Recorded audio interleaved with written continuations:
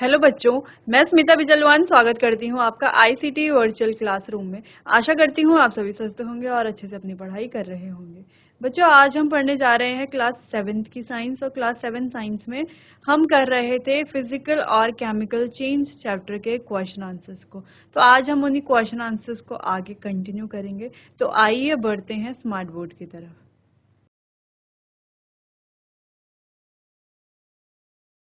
चलिए बच्चों, तो एक बार आप देख लीजिए, ये चैप्टर हमने स्टार्ट किया था फिजिकल और केमिकल चेंज। इसके सारे टॉपिक्स को हमने कवर कर लिया था। एक बार आप इन सारे टॉपिक्स को देख लीजिए, रिवाइज कर लीजिए कि क्या क्या हमने चैप्टर में पढ़ा था।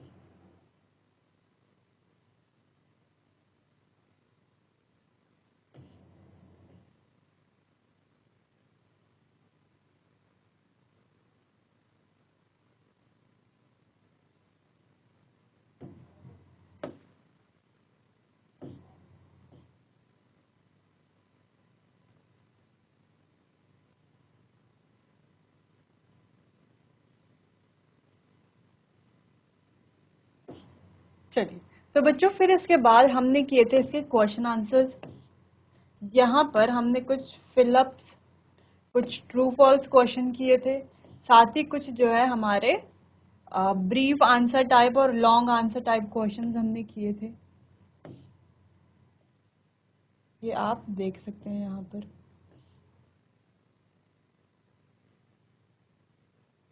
चलिए, फिर हम कुछ एमसीक्यू टाइप क्वेश्चंस कर रहे थे, जहां पर कुछ क्वेश्चंस हमने कर लिए थे। चलिए, नेक्स्ट क्वेश्चन की तरफ बढ़ते हैं।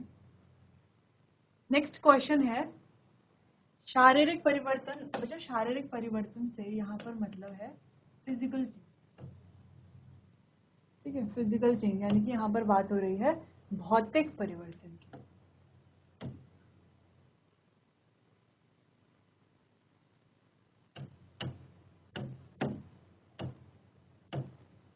यहाँ पर बात हो रही है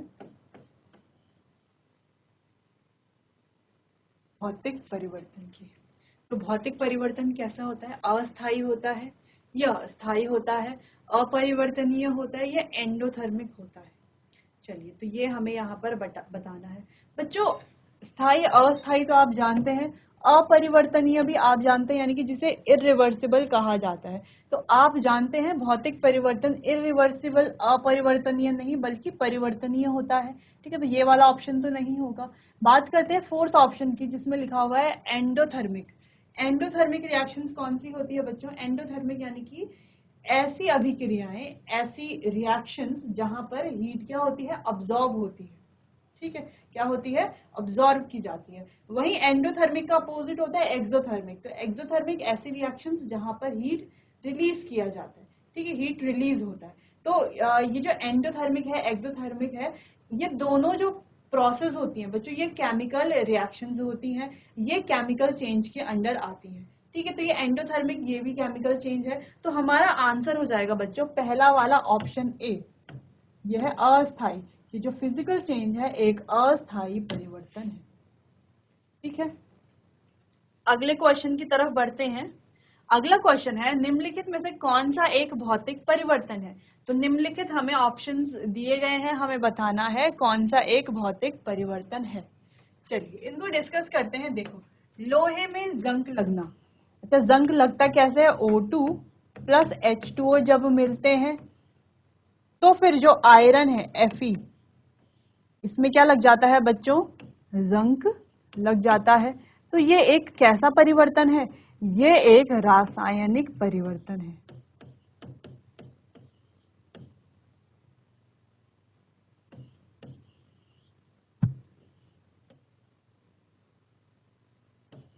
ठीक है, कैसा है? रासायनिक परिवर्तन है।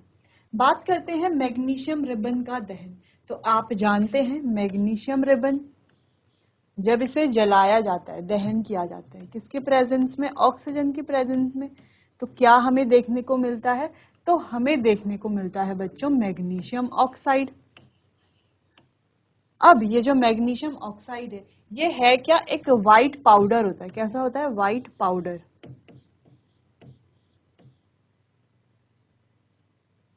White powder. और ये वाला जो परिवर्तन है ये भी कैसा परिवर्तन है, ये भी बच्चों एक प्रकार का रासायनिक परिवर्तन है, क्योंकि यहाँ पर देखो एक नई चीज बन रही है ना, नया पदार्थ बन रहा है, मैग्नीशियम से मैग्नीशियम ऑक्साइड बन रहा है ना, नया पदार्थ बन रहा है, और वापस मैग्नीशियम ऑक्साइड से हम मैग्नीशियम थोड़ी ना बना पाएंगे, है ना। चलिए, खैर इसे आप हायर क्लासेस में अच्छे से समझेंगे। फिलहाल मैग्नीशियम से क्या बन रहा है, मैग्नीशियम ऑक्साइड, एक नया कुछ प्रोडक्ट जो है हमें देखने को मिल रहा है। तो ये कैसा परिवर्तन है, ये एक बच्चों रासायनिक परिवर्तन है। अब मोमबत्ती का जलना, मोमबत्ती के जलने की अगर हम बात करें बच्चों, तो यहाँ पर जो है जब मोमबत्ती जलती है तो कार्बन डाइऑक्साइड गैस निकलती है, ठीक है।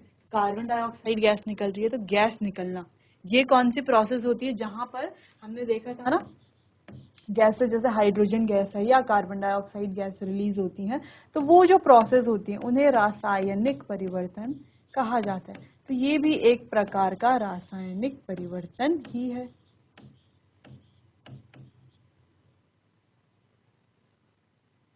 ठीक, बात करते हैं मोम का पिघलना। तो मोम का पिघलना क्या है बच्चों, ये है एक प्रकार का भौतिक परिवर्तन, ठीक है, ये है एक प्रकार का भौतिक परिवर्तन, क्योंकि देखो यहाँ पर कोई नई चीज तो बन नहीं रही है ना, मोम है पिघल रहा है, वापस उसको समेट करके उसको शेप दे करके वापस पहले जैसा बनाया जा सकता है। दूसरी चीज यहाँ पे नई चीज तो बन नहीं रही ना कोई भी, ठीक है। तो ये जो एग्जाम्पल है ये कैसा एग्जाम्पल है बच्चों, ये है एक भौतिक परिवर्तन का एग्जाम्पल, ठीक है। चलिए नेक्स्ट क्वेश्चन की तरफ बढ़ते हैं। अगला क्वेश्चन है, एक रासायनिक परिवर्तन में शामिल हो सकता है। अच्छा, कौन सा है जो रासायनिक परिवर्तन में शामिल हो सकता है। देखो, केवल रंग में परिवर्तन, सिर्फ रंग में अगर परिवर्तन हो रहा है तो ये रासायनिक परिवर्तन होता है, ठीक है। ये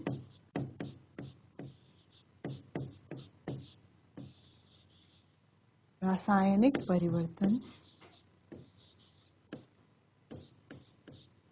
होता है।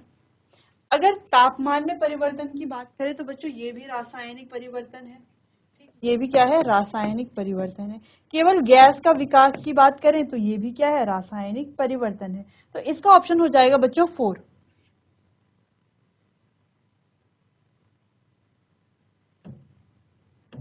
उपरोक्त में कोई एक या सभी, ठीक है। तो ऑप्शन 4 हो जाएगा इसका आंसर। चलिए, तो एक बार आप इन क्वेश्चंस को देख लीजिए।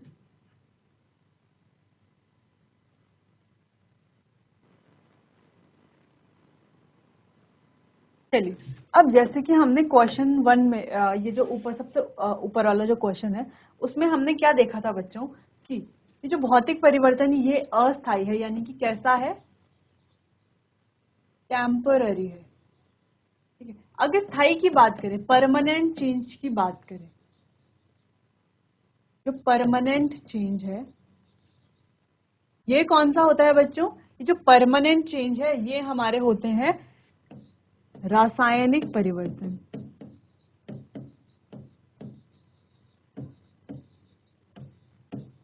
अब ये जो भौतिक परिवर्तन है ये अस्थायी क्यों है बच्चों, क्योंकि देखो इनको आसानी से रिकवर किया जा सकता है, ठीक है, आसानी से क्या हो सकते हैं, रिकवर हो सकते हैं, जबकि जो हमारा रासायनिक परिवर्तन है वो आसानी से रिकवर नहीं हो सकते।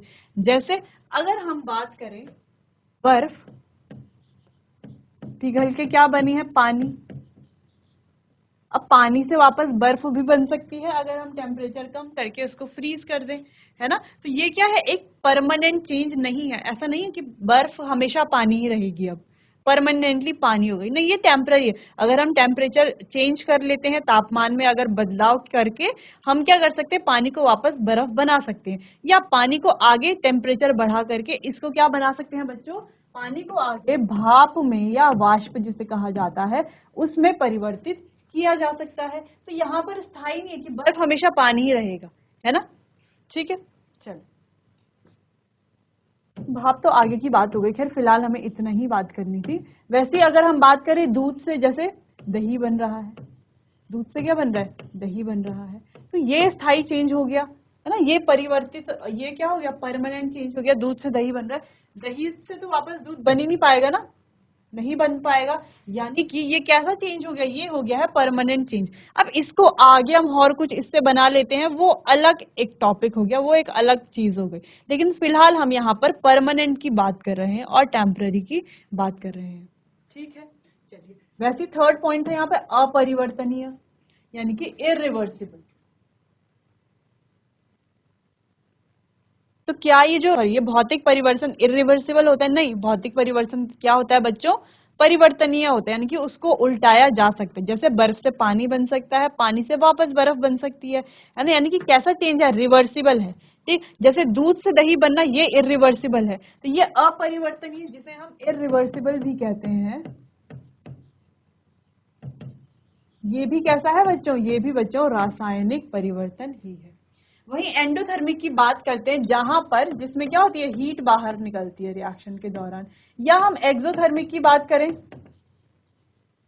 एंडोथर्मिक में क्या होता है, हीट अब्सॉर्ब होती है, ठीक है, हीट क्या होती है बच्चों, एब्जॉर्ब होती है। जबकि एक्सोथर्मिक में क्या होती है, हीट रिलीज होती है। तो ये दोनों प्रोसेस, एंडोथर्मिक हो या एक्सोथर्मिक हो, दोनों प्रोसेस कैसी कैसी है बच्चों, दोनों ही रासायनिक परिवर्तन है, ठीक है। दोनों कब होती है, जब कोई केमिकल रिएक्शन होगी।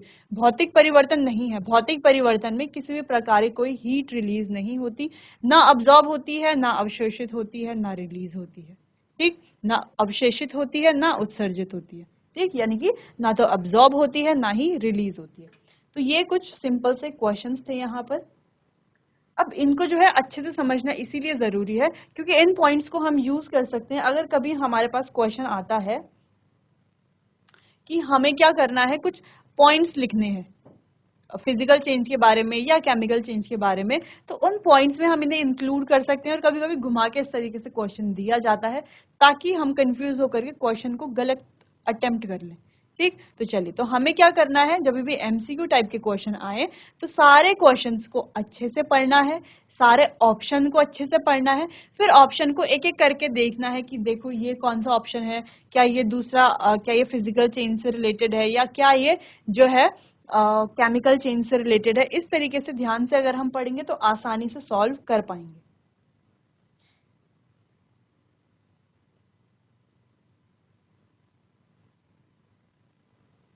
नेक्स्ट क्वेश्चन की तरफ आगे बढ़ते हैं। अगला है, जब दूध में दही में बदल जाता है तो निम्नलिखित में से कौन सा कथन सत्य है। तो यहाँ पर हमें बताना है कि निम्नलिखित में से कौन सा कथन सत्य है। कोई एक भी सत्य हो सकता है, दो भी सत्य हो सकते हैं, ठीक है। चलिए, तो पहला कथन है, इसकी अवस्था देखो, सिंपल सी बात है, जब दूध से क्या बनेगा,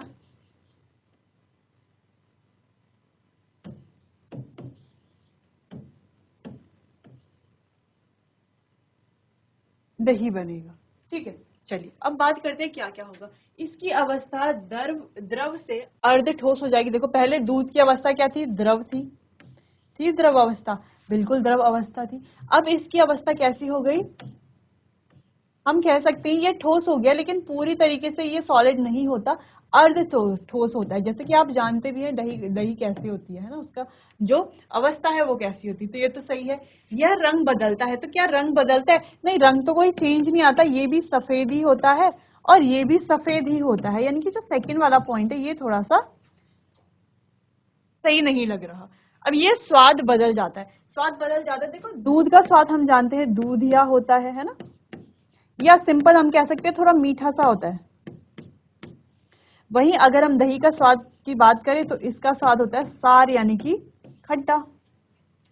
अगला, परिवर्तन को उल्टा नहीं जा सकता। तो क्या ये जो परिवर्तन है, यानी कि दूध से दही बनना, क्या इसको उल्टाया जा सकता है, यानी कि क्या दही से वापस दूध बन सकता है, बिल्कुल भी नहीं, दही से वापस दूध बना ही नहीं सकते, है ना, क्योंकि हमने इसका जो केमिकल कंपोजिशन है, यानी कि रासायनिक संरचना है, वो ही क्या हो गई है, इसकी चेंज हो गई है, ठीक है। तो हम इसे क्या नहीं कर सकते, उल्टा नहीं सकते। तो यहाँ पर कौन सा पॉइंट सही है कि द्रव से अर्ध ठोस हो गया ये।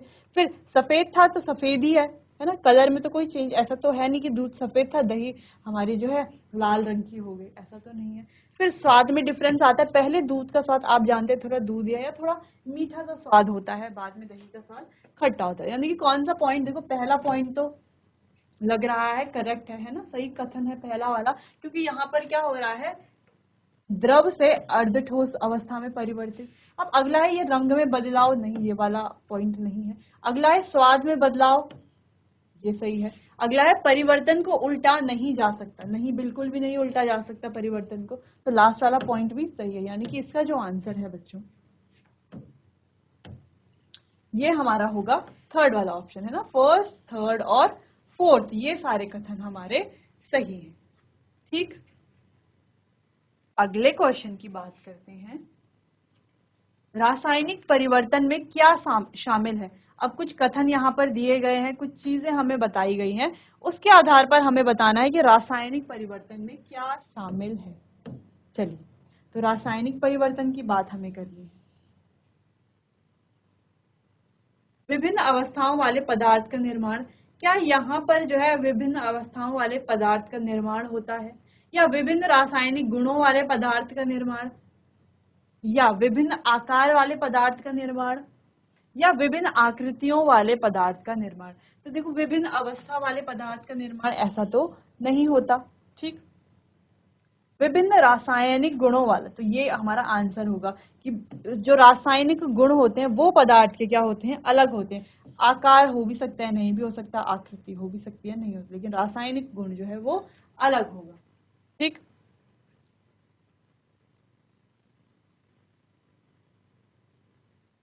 चलिए इतनी बात क्लियर है, इतना आप नोट कर लीजिए।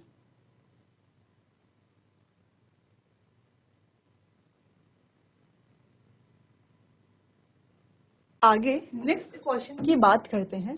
अगला क्वेश्चन है, निम्नलिखित में से कौन सा अपरिवर्तनीय भौतिक परिवर्तन है। अब निम्नलिखित में से कोई भौतिक परिवर्तन तो है लेकिन अपरिवर्तनीय है, अपरिवर्तनीय।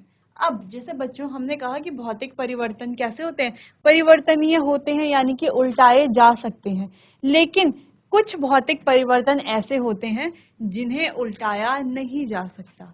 जैसे कि क्या परिवर्तन हो सकते हैं जिन्हें उल्टाया नहीं जा सकता, जैसे हमने बात की हमारे पास एक है पेन,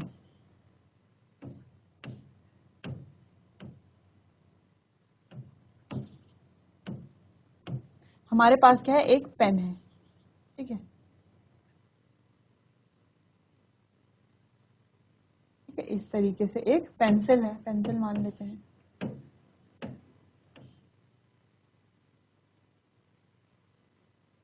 ठीक है, हमारे पास क्या है, एक पेंसिल है। अगर इस पेंसिल को हमने बीच से तोड़ दिया तो इसके दो टुकड़े हो चुके हैं कुछ इस तरीके से, एक ये और एक ये, ठीक है, लेकिन क्या इससे कोई नया पदार्थ बना है, नहीं बना है। अब हम इसको यहाँ से भी तोड़ दें, यहाँ से भी तोड़ दें, तो इस पेंसिल के ही पीस हो रहे हैं ना, कोई नया पदार्थ तो नहीं बन रहा। ठीक, लेकिन लेकिन लेकिन अब हम जानते हैं ये है एक फिजिकल चेंज, यानी कि है तो ये भौतिक परिवर्तन, लेकिन कैसा भौतिक परिवर्तन है, इरिवर्सिबल, यानी कि इसको जो है हम चेंज नहीं कर सकते, क्या नहीं कर सकते, इसको चेंज नहीं किया जा सकता। ठीक है, तो है भौतिक परिवर्तन लेकिन कैसा, इरिवर्सिबल। जैसे कि चलिए यहाँ पर देखते हैं, बात की जाती है पानी के जमने की, पहला ऑप्शन है पानी का जमना, तो पानी को जमाया जा सकता है, जमाने के बाद इसको जो है वापस पिघलाया भी जा सकता है ना। तो ये तो कोई अपरिवर्तनीय भौतिक परिवर्तन नहीं है तो भौतिक परिवर्तन लेकिन अपरिवर्तनीय नहीं है। बात करते हैं बर्फ का पिघलना, सेकंड ऑप्शन की, तो बर्फ देखो पिघल सकती है, वापस जम भी सकती है, तो ये कोई अपरिवर्तनीय नहीं है, यानी कि ऐसा तो नहीं है कि हम इसे बिल्कुल क्या है, इरिवर्सिबल या नहीं है। अगला है कागज का जलना, देखो कागज का जलना अपरिवर्तनीय है, इरिवर्सिबल है, लेकिन बच्चों ये कोई भौतिक परिवर्तन है ही नहीं, ये तो कैसा है, ये तो हमारा रासायनिक परिवर्तन है। क्या है, रासायनिक परिवर्तन है, हमें तो भौतिक परिवर्तन की बात करना है। ठीक है, जैसे कि लकड़ी को छोटे छोटे टुकड़ों में काटना, अब लकड़ी है उसको हमने क्या किया हुआ है, छोटे छोटे टुकड़ों में हम उसको काट रहे हैं, है ना। तो लकड़ी को काटना तो एक भौतिक परिवर्तन है, क्योंकि हम उसको जला नहीं रहे हैं, हम उसको काट रहे हैं, तो कोई नया पदार्थ भी नहीं बन रहा। लकड़ी को काट करके लकड़ी के ही छोटे छोटे टुकड़े हैं, ठीक है, यानी कि ना उनकी रासायनिक संरचना में बदलाव आ रहा है, ना ही कोई नया पदार्थ यहाँ पर बन रहा है, पहली चीज। दूसरी चीज, ये कैसा चेंज है तो भौतिक परिवर्तन, लेकिन कैसा वाला, अपरिवर्तनीय, यानी कि हम जो है लकड़ी के टुकड़ों को वापस जुड़ा नहीं सकते, ठीक है। जैसे हम बात करें कागज को फाड़ना, तो कागज का एक पीस है हमारे पास, हमने क्या किया, उसको छोटे छोटे छोटे छोटे बहुत सारे पीसेस में काट लिया। अब ये परिवर्तन कैसा है तो भौतिक परिवर्तन, लेकिन कैसा, इरिवर्सिबल, यानी कि अपरिवर्तनीय। तो इससे पहले हमने पीछे बात की थी, पीछे वाले क्वेश्चन में बच्चों, कि जो भौतिक परिवर्तन होते हैं ये कैसे होते हैं, परिवर्तनीय होते हैं, यानी कि रिवर्सिबल होते हैं। लेकिन सारे भौतिक परिवर्तन रिवर्सिबल नहीं होते, ये स्टेटमेंट आपको ध्यान रखनी है कि सारे भौतिक परिवर्तन रिवर्सिबल नहीं होते, यानी कि सभी ऐसे नहीं होते कि उन्हें उल्टाया जा सके, कुछ ऐसे भी होते हैं जो अपरिवर्तनीय होते हैं, ठीक है। चलिए नेक्स्ट क्वेश्चन की बात करते हैं, लोहे में जंग लगना। अब लोहे में जंग लगने की प्रोसेस हम जानते हैं। अच्छा, कैसे लगता है लोहे में जंग, ऑक्सीजन ऑक्सीजन और वाटर, या हम कहें नमी या मॉइस्चर की उपस्थिति में लगता है, ठीक है, लोहे पर, जिसमें क्या बनता है, आयरन ऑक्साइड बनता है बच्चों, और ये क्या करता है, लोहे को खराब करता है, ठीक। चलिए, अच्छा, इसके कुछ मेथड्स भी हमने पढ़े जिनमें हम क्या करते हैं, लोहे को क्या करते हैं बच्चों, बचा सकते हैं जंग लगने से। वो मेथड्स के बारे में बाद में बात करेंगे। पहले यहाँ पर कुछ ऑप्शंस हैं, देखते हैं इनमें से करेक्ट ऑप्शन क्या है। तो पहला है, लोहे में जंग लगना एक अपरिवर्तनीय रासायनिक परिवर्तन है, सिंपल, एक रासायनिक परिवर्तन तो है और अपरिवर्तनीय भी है ना। एक बार लोहे में जंग लगा तो फिर उसको वापस हम रिवर्स नहीं कर सकते। अगला है, एक प्रतिवर्ती रासायनिक परिवर्तन है, नहीं, ऐसा नहीं है। एक अपरिवर्तनीय भौतिक परिवर्तन है। देखो बच्चों, पहली चीज, ये भौतिक परिवर्तन तो नहीं है।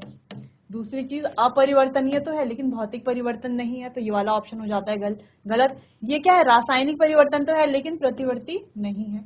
एक प्रतिवर्ती भौतिक परिवर्तन, ये वाला ऑप्शन भी बिल्कुल नहीं। तो इसका आंसर है ऑप्शन 1, जो कि है एक अपरिवर्तनीय रासायनिक परिवर्तन, ठीक है। चलो नेक्स्ट क्वेश्चन की बात करते हैं।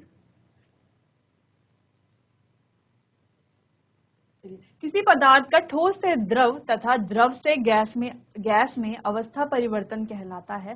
देखो, ठोस से द्रव और द्रव से गैस में परिवर्तन कहलाता है, क्या कहलाता है बच्चों, ये कहलाता है एक भौतिक परिवर्तन, क्योंकि देखो ये रासायनिक परिवर्तन नहीं है, भौतिक और रासायनिक परिवर्तन का संयोजक भी नहीं है, कभी भौतिक कभी रासायनिक ये भी नहीं है, ठीक है। तो ठोस से द्रव तथा द्रव से गैस, जैसे हम पानी की बात करें, ठीक है, तो बर्फ से क्या बन रहा है, पानी, और पानी से क्या बन रहा है, ये जलवाष्प। तो ये कैसा परिवर्तन है, एक भौतिक परिवर्तन है। नेक्स्ट क्वेश्चन की बात करते हैं।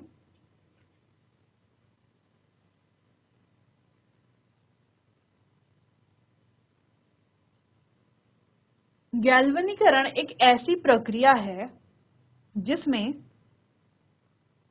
क्या होता है, जस्ता धातु पर लोहा लेपित होता है, यानी कि जिंक पर जो है, जो जस्ता धातु है उस पे हम लोहे का लेपन करते हैं। अरे ये तो बिल्कुल ही अपोजिट है, हम तो लोहे पर करते हैं ना लेपन जस्ते का। सेकंड है, जस्ता और लोहा पिघली हुई अवस्था में मिश्रित होता है। नहीं बच्चों, ये तो अलॉय की बात हो गई, ये वाला ऑप्शन तो बिल्कुल गलत है। नेक्स्ट ऑप्शन है, जस्ता लोहे पर एक परत के रूप में लेपित होता है, ये कुछ हमें सही लग रहा है। अगला है, कार्बन को लोहे के साथ मिलाकर गर्म किया जाता है। नहीं बच्चों, यहाँ पर तो क्या होता है, स्टेनलेस स्टील बनाया जाता है, तो ये तो अलग प्रोसेस हो गई। तो यहाँ पर गैल्वनीकरण या गैल्वनाइजेशन किसे कहा जाता है, जहां पर लोहे के ऊपर जिंक की एक परत लगाई जाती है। अब लोहे के ऊपर जिंक की एक परत क्यों लगाई जाती है, ताकि लोहा जो है बच सके कोरोजन से, या हम कहें जंग लगने की प्रक्रिया से बच सके। तो इसका आंसर है ऑप्शन 3, ठीक है। नेक्स्ट क्वेश्चन है, पानी में थोड़ा सा साधारण नमक घोलें और इस घोल को 1 दिन के लिए खुली और धूप वाली जगह पर छोड़ दें। आप क्या देखेंगे, तो हमें क्या दिखेगा, पूरा घोल वाष्पित हो जाएगा क्या, तो आपको सिंपली क्या करना है, एक गिलास लीजिए, उसमें पानी डालिए, साथ में क्या डालिए, पानी के साथ डालिए, पानी डालिए, पानी के साथ डालिए नमक, और एक धूप वाली जगह में छोड़ दीजिए। क्या पूरा घोल वाष्पित हो जाएगा? बिल्कुल नहीं। नमक के घोल में किसी भी रूप में कोई परिवर्तन नहीं, ऐसा तो नहीं होगा। नमक वाष्पित होकर पानी छोड़ता है? बिल्कुल भी नहीं। पानी वाष्पित हो जाएगा, बिल्कुल पानी वाष्पित हो जाएगा, और नमक छोड़ जाता है ना। तो इस प्रोसेस को इवेपोरेशन कहा जाता है। और इस प्रोसेस से हम नमक भी बनाते हैं समुद्र के किनारे। क्या किया जाता है, अलग अलग बेड्स बनाए जाते हैं जिन पर समुद्र का पानी भरा जाता है और उसे छोड़ दिया जाता है। कुछ समय बाद हम क्या देखते हैं, पानी पूरा इवेपोरेट यानी कि वाष्पित हो जाता है और नमक नमक नीचे बन जाता है। फिर उस नमक को बाद में साफ करके, रिफाइन करके, प्योरीफाई करके हमें भेज दिया जाता है। ठीक, अगले क्वेश्चन की बात करते हैं। अगले क्वेश्चन की बात करते हैं। जब कागज की एक शीट को टुकड़े टुकड़े कर दिया जाता है, एक शीट है और इसको हमने बहुत सारे अलग अलग पार्ट्स में काट दिया है, तो उसमें किस प्रकार का परिवर्तन हो रहा है? तो बच्चों देखो, इसमें एक तो हो रहा है भौतिक परिवर्तन, क्योंकि यहाँ पर कोई नया पदार्थ नहीं बन रहा। दूसरा कैसा भौतिक है, अपरिवर्तनीय है। ठीक है, तो इसमें एक भौतिक परिवर्तन तो है, लेकिन कैसा भौतिक परिवर्तन है, अपरिवर्तनीय। तो ये वाला ऑप्शन सी, एक अपरिवर्तनीय भौतिक परिवर्तन यहाँ पर होता है। ठीक, चलिए नेक्स्ट बात करते हैं। निम्नलिखित में से कौन सा भौतिक परिवर्तन नहीं है? चलिए, तो कांच के गिलास को, जैसे कांच का गिलास टूट जाता है, तो क्या ये एक भौतिक परिवर्तन है? ये वाला तो भौतिक परिवर्तन है। मक्खन का पिघलना, ये भी भौतिक परिवर्तन है। चीनी का पानी में घुलना, ये भी भौतिक परिवर्तन है। लेकिन फलों का पकना, ये भौतिक परिवर्तन नहीं है। ये कैसा परिवर्तन है? रासायनिक परिवर्तन है बच्चों। चलिए, अगला क्वेश्चन है।